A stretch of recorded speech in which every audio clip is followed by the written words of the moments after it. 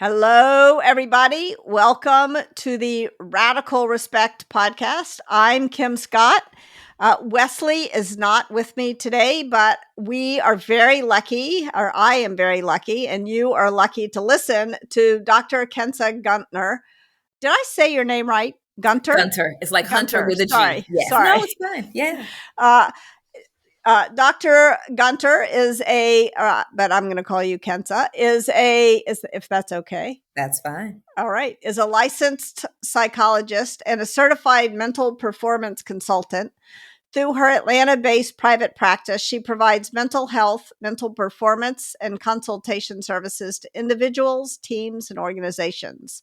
She is committed to humanizing conversations about mental health and highlighting the role of social, cultural, and environmental factors on health, performance, and well-being. Dr. Gunter currently serves as an equity, diversity, and inclusion co-coordinator for Division 47. Is that right? Did I get that right? You did get that right. And actually, when I sent this bio, that was true. At the current time, I hold the position of president-elect for that same Oh, organization. congratulations. Thank So you. she's the president-elect for Division 47 of the American Psychological Association. She also serves on the international board of directors for Little League International and is a member of the National Advisory Board for the Positive Coaching Alliance. Additionally, Dr. Gunter previously served as president of the Association for Applied Sports Psychology and was the first African American to hold this position. She also received the distinction of AASP Fellow as a member of the 2020 induction class. Such a pleasure to be talking with you today. Well, thank you so much for the introduction, and thank you for the invitation to be here. I'm very excited about our conversation today as well. You and I met at the Positive Coaching Alliance conference, and I loved so much of what you had to say there and was excited to meet you. So why don't you share with the folks on the podcast some of what happened there and how you got involved? Well, as you can hear from my bio, maybe or maybe not, but some of my primary areas of focus in my professional life are mental health, mental performance, and the intersection of those two within the world of sport primarily. And so Positive Coaching Alliance is an organization that's focused on developing coaches and helping those who are responsible for organizing sports teams and sports leagues for youth to think about how you can do so in a positive way and how you can create a positive culture that allows room for these kids to grow and develop and thrive. And so that was the context of our interaction, was meeting at a summit that was being hosted by Positive Coaching Alliance that was focused on culture and what it means to develop culture. And so the entire series that morning, or the entire summit that morning, was focused on thinking about what are the elements of a healthy culture?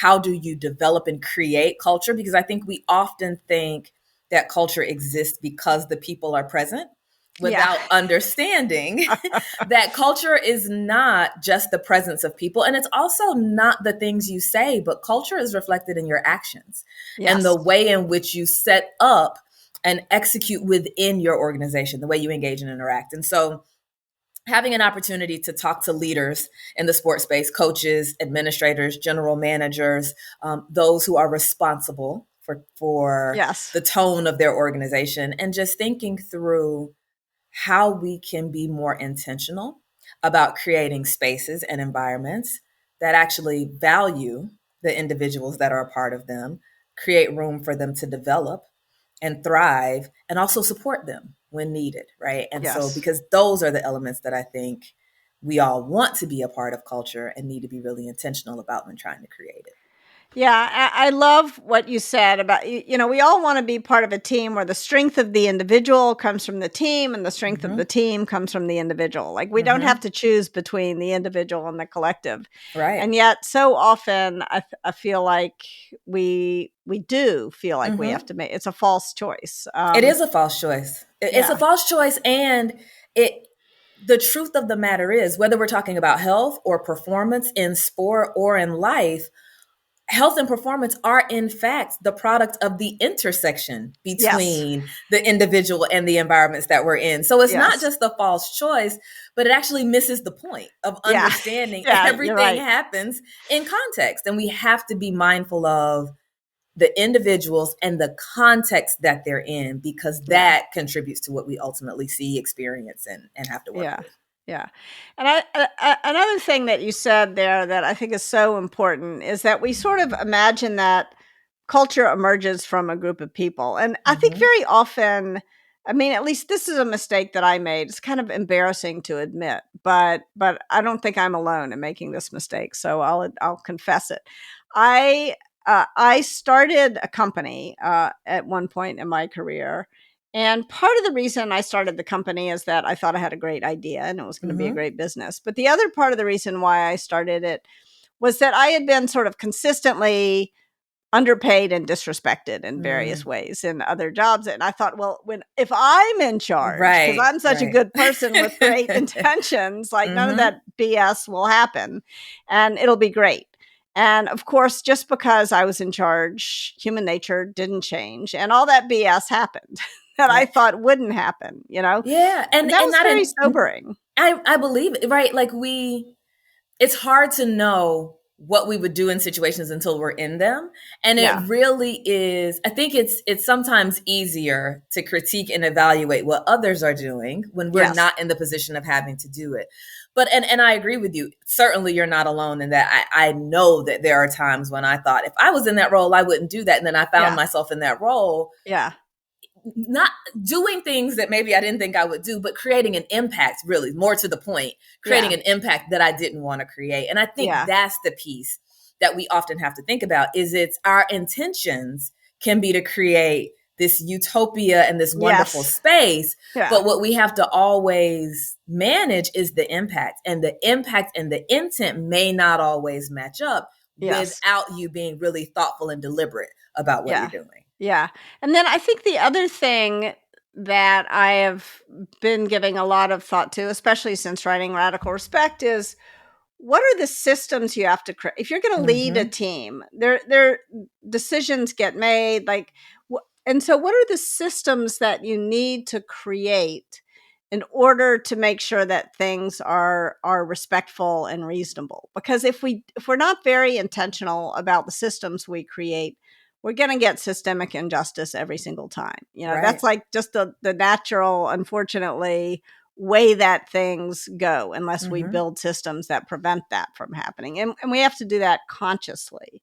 Right. Um, so I know about like the things that I would recommend that a manager needs to create hiring systems to make sure your bias doesn't creep into who you hire, Mm-hmm. Mm-hmm. promotion systems that make sure bias doesn't creep into who gets promoted, to sort of take a look at the pay data and make sure. But what do Sure. coaches need to do? Like if I were a little league coach, what do I need to do to make sure that I'm that those kids are getting treated fairly?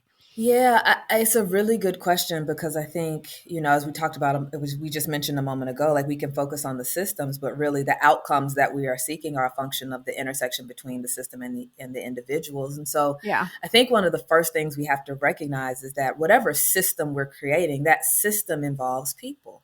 Yes. And I really think it's important to pause and try to understand who is in the system, right? Yeah. Because when we create a system, it may work for some, but it may not work for all. And I'm Yeah. certainly not suggesting that it is possible to create a system that works the same way for everyone. Yeah. But we do need to be mindful of the individuals that we are working with. I think of this, Yes. the analogy, I speak in analogies a lot because that just helps me It's make good. sense Yeah. of the world. And I think sometimes it helps to explain concepts.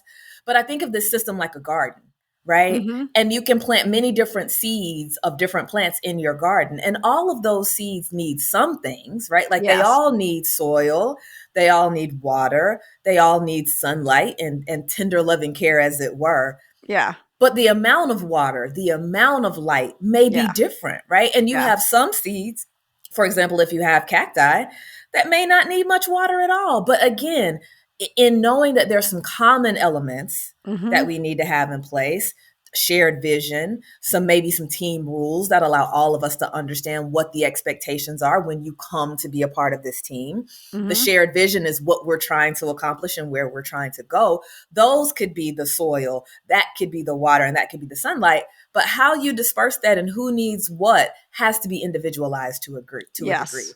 So I think what coaches have to understand is you can create a system, but then you're nurturing the Yes. flowers within your Yes. system Yeah. may need to look a little different. And that's the piece that I think we sometimes miss is we operate under this false assumption that everybody needs the same thing or that Yes. everybody needs the same amount of the same thing without Yeah. respecting the diversity and the Yeah. uniqueness that individuals bring, and therefore some of the diversity and uniqueness that we need to apply in our communication style, our leadership style, our management style, the way in which we encourage, motivate, validate. Like we have to uh, fine tune that a little bit and not just think that one size will fit all. Yeah, 100% agree. I mean, it's so interesting. I often will say to leaders, like, showing up as your authentic self does not mean ignoring the impact that Mm-hmm. you are having on others.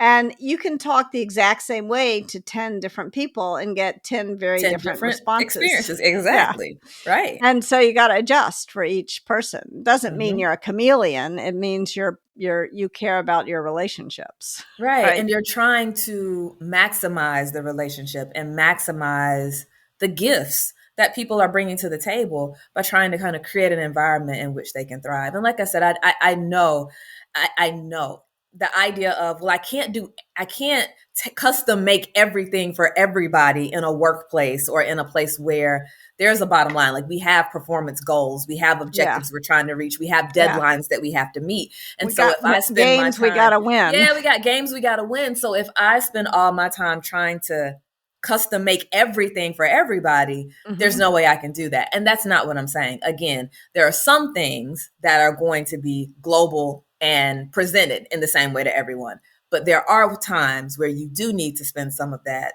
time to invest that Yeah. relationship equity, if you will, in Yeah. developing relationships and meeting people where they are. Yeah, and just figuring out how to communicate differently with different Right. people. Yeah. So one of the things that I'm really interested in is sort of error recovery. And Mm. so if I'm on a team, or if a child is on a team and they screw up, like, Hmm. how can they more quickly recover? And a child is on a team and a teammate bullies them, let's say. How can we teach people to recover from both, just like the random screw up out of Yeah. the, or like something that feels very different, which can feel almost like betrayal, like friendly fire. Yeah, I was just uh, gonna say those two are very different situations. Thinking about somebody kind of making a mistake in a game and missing a yeah, game-winning shot, if you will, versus yeah, somebody feeling like they're being mistreated by a yeah, teammate. So I'll kind of tackle them individually. I think the first scenario in which we think about how do you bounce back from what we might perceive as failures, disappointment, setbacks, like how yeah, do you bounce back from the mistake? I think we have to, from a young age, I think what we need to do is redefine how we think about failure and yeah, redefine what we think about mistakes, right? Uh, Mistakes are a part of life, right? It is a part yes, of the sport experience. It's a part of our lived experience. yeah, And so I think the way in which we think about failure as something to be avoided does a disservice to our yeah, capacity to really look at that experience, learn from it, and grow from it, right? We hmm, tend to think of failure as something to be avoided, or if it happens, it's something we are then ashamed of, yeah, right? And we can go into a hypercritical mode when we feel like we failed. But I think if we were to, from a very young age, treat failure as the learning opportunity that it is, that might help people to have a different perspective and a different relationship with failure. Now, again, nobody wants to feel like they're making mistakes all the time, and nobody yeah, wants to experience a series of setbacks. But understanding those moments are going to happen. It's not a if, it's a yeah, when, right? yeah, So yeah, when those moments happen, the task is not to live there or to become very adamant about avoiding that kind of situation in the future. The task in that moment is to learn from it, to take yes, what you can from that experience, to improve on what you're doing, which helps to foster growth and development, and then to apply that lesson into your next level of preparation and your next performance, right? So we Yes. can see failure as a stepping stone to Mhm. growth if we see it that way, or failure can shut us down, right? Yes. Yeah. So it's all in how you look at it. And I think, helping kids to understand the lessons that can come Mhm. from failure Mhm. is a So really helpful way. so kind of a growth mindset as opposed to a fixed mindset towards failure. Like, 100%. yeah. Yeah, yeah, I think it's definitely growth mindset versus fixed mindset. But I also just think at its basic level, it's understanding failure and mistakes are a part of life. Yeah. Like Yeah. it's a part of the experience. And Yeah. so, because the opposite of that is perfection. Yeah, And which is an that doesn't, accident. It yeah, and doesn't that doesn't happen. help anybody, right? It No. doesn't happen and it doesn't help anyone. And so, again, just expanding our capacity to think about how failure can be useful as opposed to Mhm. it being something to be avoided. Mhm. And one of the things that I have found is that it's easier and safer for some people to fail than for others, right? Like, Yeah, yeah, absolutely. and Yeah. that is almost like how privilege compounds. Like, if Hmm. it's easier and safer for some people to make mistakes and fail and learn, Hmm. then they get the benefit. Whereas some people have to be more conservative and take fewer risks because they're punished so much more. Right. Or the Um, consequences are higher for yeah, them. yeah. Hmm. So how do you help kids? How can we level the playing field about that? Oh, Uh, so it's such a layered question. Like yes, I feel like yes. my mind just went in five different places. Um, I think it's a layered question because I think that within the context of a team, right? I Hmm. think that in the context of a sports team, Yeah. those who are running that team, the coaches, the assistant coaches, even the parents, if we're Hmm. talking about kids, and if we're not talking about kids, we're talking about adults, the players themselves, right? Hmm. I think it is possible to create a team where a greater degree of equity exists, right? And I Yes. think that comes in terms of how you set up your culture. What are the norms, the rules that apply to everyone? What are the consequences, the accountability that applies to everyone? Is everyone given the same kind of opportunity to thrive, grow, develop, make Yeah. mistakes, bounce back, do it again, right? I think you can Yeah. create that in a confined team environment. I think it's harder to create that in a larger society where Yes. we are battling not just the context of the moment, but the historical context Yes. and bias and prejudice and preconceived notions that are deeply rooted and ingrained. Yeah. And it's not just about what I think or what you think. It's a much broader, much more insidious inequity that Yes. exists, and the roots of that inequity have much deeper reach, right? And that's why I say it was a layered question, because how you level the playing field on a team or within an athletic department is one thing. How you level the playing field within society, I think, takes a lot more work and a lot more involvement of a lot more people. Yeah. I don't think that means that we shouldn't strive for it. But I think the first thing is acknowledging where we actually are. And when you have Yeah. people who are not even really willing to acknowledge the reality of the moment, it's hard to try to Yeah. change something when there are some people who feel like nothing needs to be changed because everything is Yeah. fine. There are Yeah. other people who think the disparity is how it should be. And there Yeah. are other people who are striving to create more equity, right? I heard a quote years ago that said, when you're used to feeling privilege, like when you're used to being in a privileged position, then somebody striving for equity can feel a lot like oppression, Yeah. right? Yeah. Because if you're used to being the one that has all the access to the resources and you're the one who's privileged and gets the multiple chances to make Yeah. mistakes, and then there's an effort to make things equitable, it Yeah. can feel like you're losing something, which now feels like you're being oppressed. And Yeah. that can create tension Yeah. in that movement towards more equity because everybody doesn't feel like they're gaining something in that scenario. Yeah. I'll give you an example of a time when I was trying to level the playing field, but I was unaware. I mean, and it's this again, this is another story where I feel sort of stupid because I should have been aware, but I was not. So one of the things that I used to try to do on my team when I was working at Google to make it safe to make Mm-hmm. mistakes. I was like, if we're going to innovate, we're going to make mistakes. Mm-hmm. And so I would encourage people to share mistakes they had made. Like, you don't get to tell someone else's mistakes, but you tell your So own you're on. mistake. Mm-hmm. Yeah.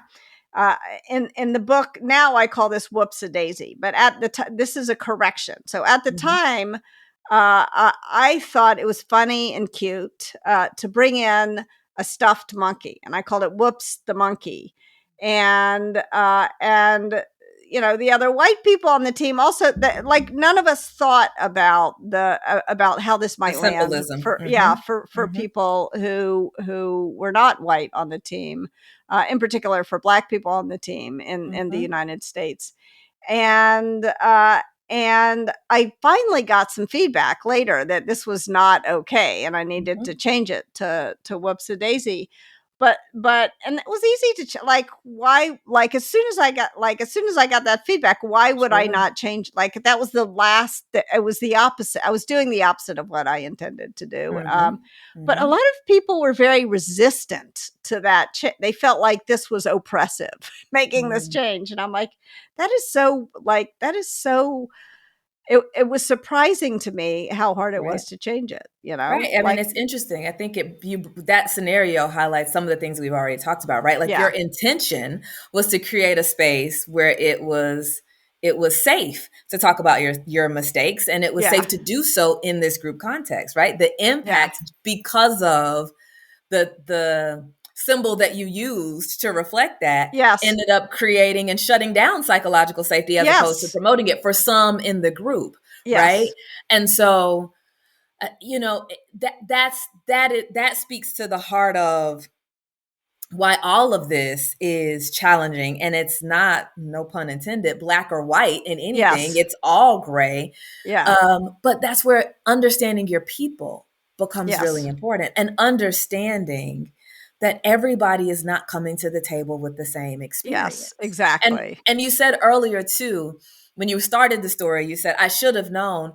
But I, I hesitate to co-sign on that. Actually, I don't co-sign on that because I don't know how you would know, right? Like, if that's not a part of your everyday experience, if that's not something that has been used, if using a monkey as a symbol has not been something that's been used against you, or if you've not been exposed to information that shares and tells you that that is something that is offensive for a group of people, then the Yeah, question becomes, how do you know? Now, get granted, in the United States of America, thinking about the history of racism and discrimination and the way in which African Americans have been treated, the I idea should have is known. that, I'm an yeah, educated person. I I was should have like that. known. The idea is that maybe you should have thought a bit more about that.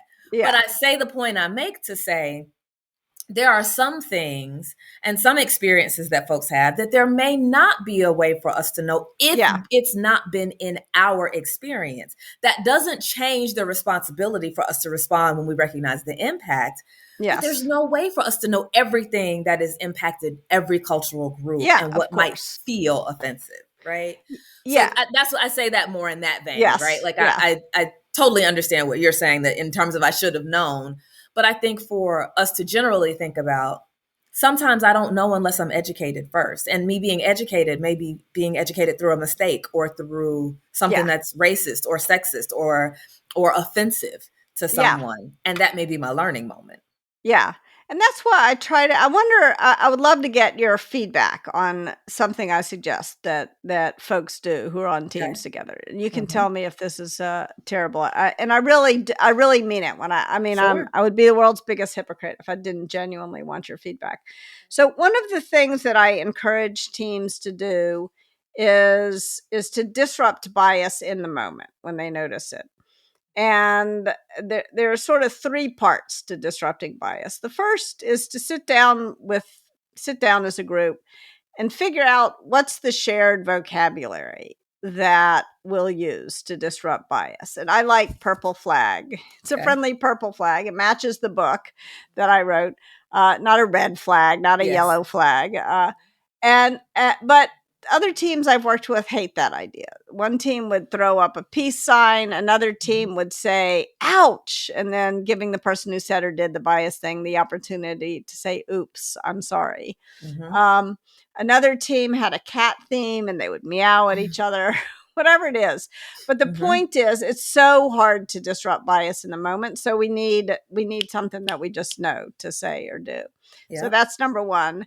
The second thing that I recommend that teams do is to build some compassion for what happens when we're the one who said or did the bias thing. Because, like, I don't know about you, but when I get some feedback that I've said or done something biased, I feel Mm-hmm. ashamed. Yeah. And when I feel That's good. ashamed, like, talk about error recovery. I don't recover, but my Mm-hmm. executive function is shut down and I'm likely to respond badly.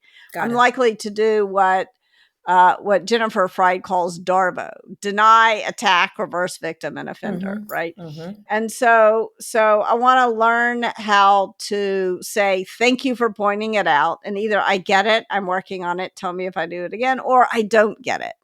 And that second thing is really hard to say because, and we're all, I think, in this situation sometimes where we say or do something that has been disrespectful or Mm-hmm. biased, and we can tell that we've hurt the other person, but we don't even know But you what don't it is understand exactly why. we did wrong. Mm-hmm. And I think to your point of saying there are going to be moments where we don't know, like that's why it's so important to disrupt the bias. And then can we talk about it? Can we talk about it after the meeting? And then the third part of disrupting bias is to have a shared commitment to keep doing this because it's one thing Mm. to agree to do it. It's another thing. It's so uncomfortable Yeah. that we're unlike. So what do you think about that I as a mean, I kind think of a norm? in theory, I think it sounds like an opportunity to be honest Mhm. with those that you are in proximity with and those you're working with.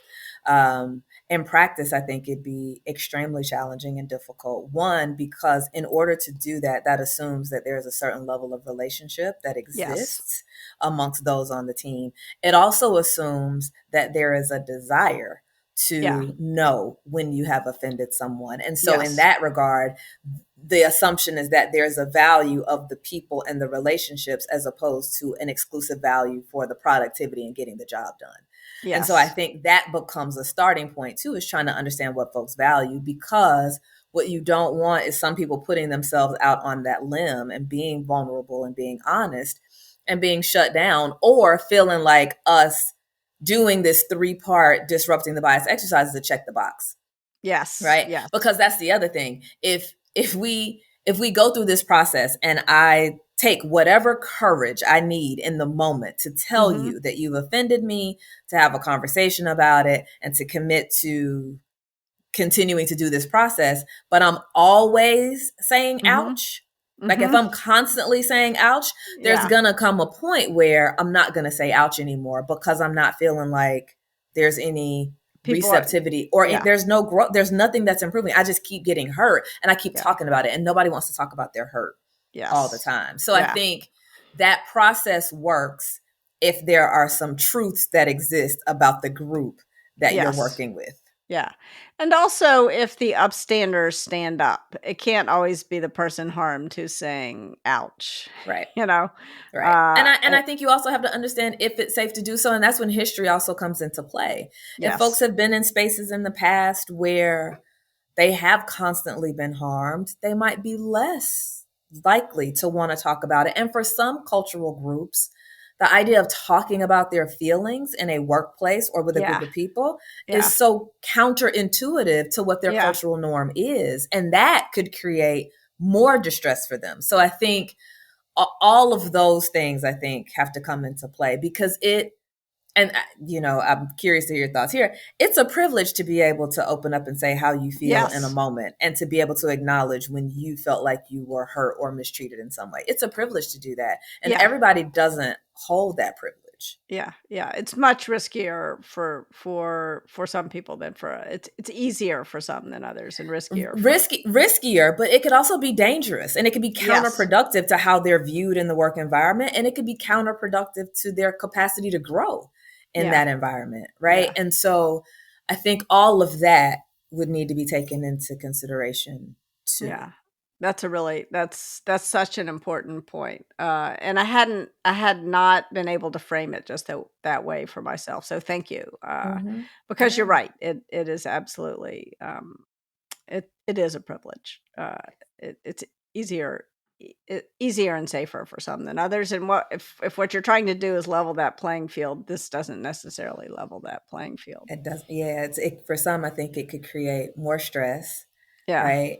And also if there's an expectation or pressure that Hmm. everyone's going to do this, and if you're Yeah. not ever saying ouch, then like what happens then? Like, is Yeah. there a Yeah. drawing trying to draw you out? Like Yeah. it again, like I said, in theory, the idea of trying to create a space where people can be honest, a space that's characterized by that psychological safety where you can Hmm. voice your experiences, your thoughts, your ideas without fear of retaliation, um, sounds good. Um, but we don't all have to do the same thing in order for this to be a healthy team, Yeah.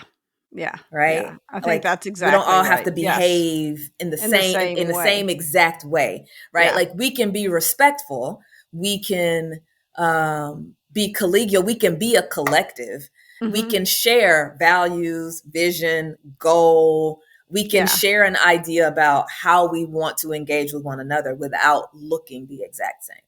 Of course, yeah. I mean, we've got to, if we're going to create these kinds of teams that are where the strength of the team comes from the individual, and the individual also gains strength from the team. We got to make sure that we are honoring everyone's individuality and not Yeah. demanding conformity of Yeah. behavior.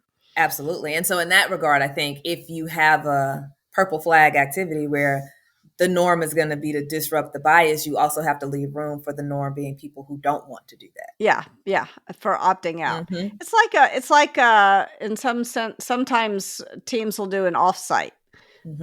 And that has got to be optional because it may be fun for most people to go to the amusement park, but some people may hate amusement parks. And Yeah. they shouldn't have Yeah. to go, you know? Yeah. I think this is where I think collaboration becomes really important, right? A lot of Hmm. times on teams, what we may do is have the leaders thinking about what they think the team needs and they make the decisions. And one of the things that I think is really helpful, and I share this with coaches that I work with on sports teams, Hmm. talk to your athletes. Like Yeah. oftentimes I have coaches that ask questions. Well, what do you think they want here? What do you think they meant when they did this? Or what do you think they need? Why don't you ask them? I think we Yes. miss so much by talking around people rather Yes. than just talking to them. Ask the athletes, Yeah.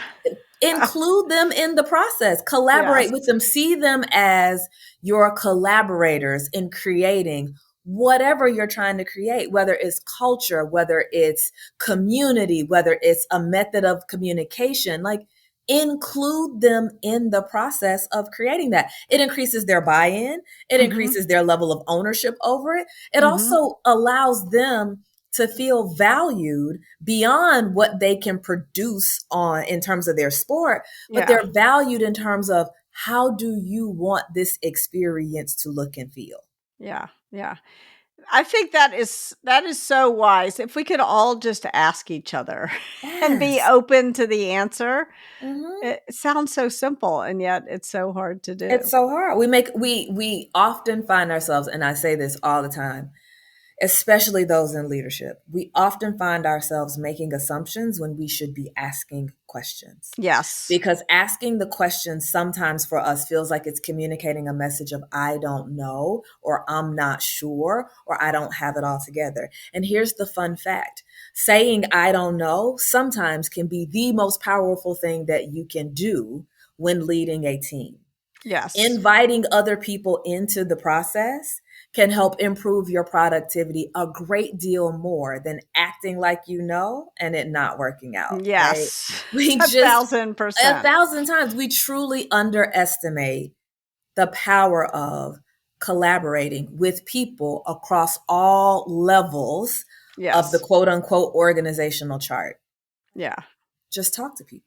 Yeah, yeah, and let them know. I think it's funny, as you were saying that, I was thinking this summer I went on a backpacking trip, 5-day backpacking trip out in the Sierra Nevadas in Yosemite, That sounds great. and it was really fun, That and sounds lovely. I haven't done that and since I did it once when I was in college. So I Mm-hmm. was really a follower on this trip. Mm-hmm. And my friend who organized the trip, had planned everything perfectly.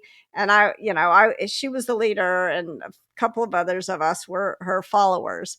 And at one point, though, there was like an unbelievable rainstorm, and the Mm. path we were supposed to be on like turned into a raging torrent. And she looked at me and she said, "I don't know what to do now." And I'm like, "This is my moment. I love chaos." And she was like, "All right, you're the leader now." And so Mm-hmm. sometimes you want to tap out of leadership and ask the people and she was like, "Oh, I was so relieved." Uh, Yeah, and you know what? You said tap out. In my mind, I just see that as share the leadership. Like yeah. it is a moment of leadership to recognize that there is somebody else on the team who may know Yes. what to do here better than me, right? Yeah. And I think again, in the same way that I talked earlier about expanding our perspective and our idea of what failure is and what failure can do for us in a positive way, I think it's the same thing with a lot of these other concepts we have too. Leadership, let's expand what we mean by leadership. Leadership is not just you telling others what to do or you assuming responsibility for all the hard moments or you doing that task of Yes. leading in isolation, right? Yeah. Like it includes the way in which Followership. like it includes how you can follow others who have Yes. knowledge you don't have, how you can invite others and share the responsibility and the load. That is just as much a part of leadership as knowing, right? Yes. It's this idea of we're everybody is a leader in something, Yes. right? Yes. And thankfully, what your leadership, your area of expertise, as it were, you were there on the trip, and she Right. was leader enough to know. Tag, you're it, right? Yeah. But Yeah. again, I think we just have to expand our notions of what success really is. What is equity? What does it mean to create an environment that's bias free? There's no such thing. We all Yes. have bias, period, full stop. Yes. Like we Yes. do. Yeah. Uh, we have it. Yes. And so the We do. question is not how do you create a world that's bias free? You don't unless you're making a Disney movie. Like what Yes. you do instead is you try to create space where when bias occurs, you can address it so Yeah. that it's minimally harmful and you can Yes. also continue to move forward. Yes. You can recover because You as can you recover. as you said before, like mistakes and failures part of this game. Yeah, it's not a if, it's a win. Yes. And so when it happens, what do we do? Yes. I'm going to turn to you. That's what I'm going to do. Thank you. Thank you so much for this conversation. I thoroughly enjoyed it. I learned so much from you at the Positive Coaching Alliance, and so I've been looking forward to this conversation all week. So thank you. Well, thank you very much. I just say to all of those folks listening, just continue to water your gardens. Yes, yes, I love that tree behind you. I love that Yes. metaphor. And Yes. where can folks find you if they want to learn more about you? People can find me on LinkedIn. If they type in my first and last name, I should pop up. I don't think there are very many people that have my first last name combo. So that's one place. The other place that people can find me publicly is on Twitter. So just Great. at Dr. Kensa, DrKensa. And there you go. That's me. All right. So go to LinkedIn, look for Kensa Gunter, Mhm. Gunter, Yep. or go to Oh, Twitter. X. I'm We're gonna sorry, call not it X. Twitter. X. Yes, I said I I'm so love that you sorry. call it. I'm sorry. The X, formerly known as Twitter. That's where you can Yes, find yeah. me. Maybe it'll become Twitter again one day. We can hope. Yes, that's where All I right. am. Well, thank you so much. Thank Really you. enjoyed the conversation. Take good care. Take care. One sec.